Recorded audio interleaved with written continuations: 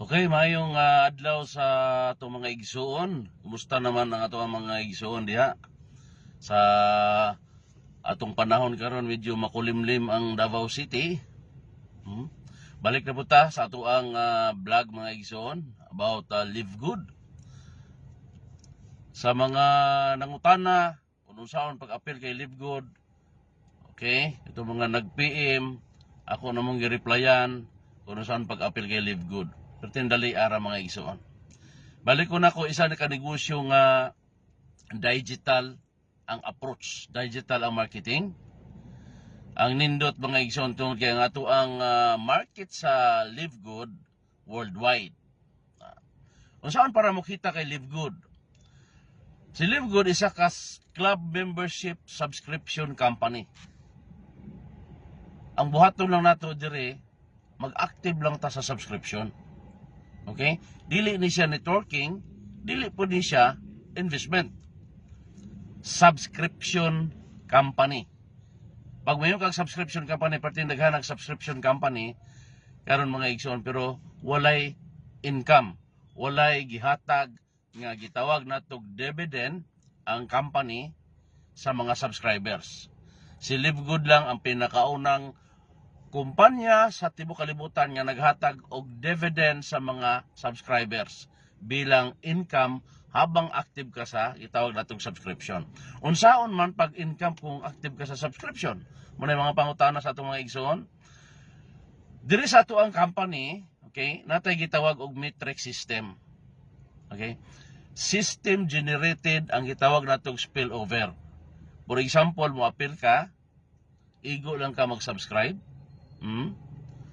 Active ka sa subscription kada bulan.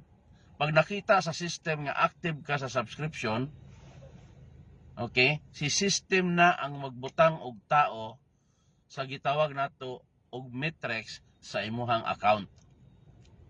Pero ang metrics, kada membro ni Live Good nagyutay tagsa-tagsa ka metrics. Pero ang nindot lang kay sa tanang membro sa Live Good worldwide, gibutang ta sa isa lang ka metrics.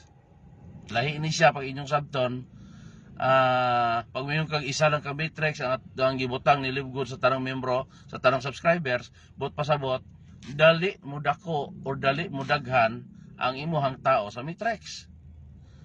Bisag wala kay invite, wala kay tao nga gipasulod sa gitawag nato og Live Good, basta ikaw mismo aktibo sa subscription, ang gitawag nato spillover, system generated, si Live Good na ang bahala diha. Okay, matingala na lang ka pagmata nimo sa buntag na nakay tao sa imuhang metrics.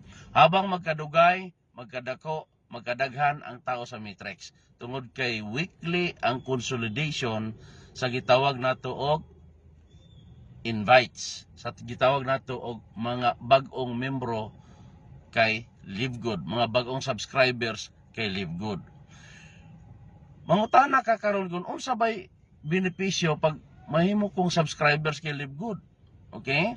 Unang-una, bilang affiliate member kay Live Good, maka-avail ka sa gitawag nato og wholesale price sa tanang produkto sa atuang website. Almost factory price. Yung anak kanindot ang imong maabel pag subscribers ka ni Live Good. Walay makita nimo nga online company or subscription company nga naghatag og wholesale price. Okay? Dili na basta-basta mga bay nga naman ang gitawag natong wholesale price almost 80% nga makalis ka compared to competitor sa online shopping. Sa mga kumpanya nga subscription pod. Almost 80%. Mao na nga pertigyod kanindot pag mahimo kang subscribers or affiliate member ni Live Good. Gawas nga mo income na ka, maka-discount pa ka sa produkto, dili lang basta-basta nga discount. Dako kayo nga diskwento bilang consumer sa mga produkto ni Live Good. Unsa may mga produkto ni Live Good?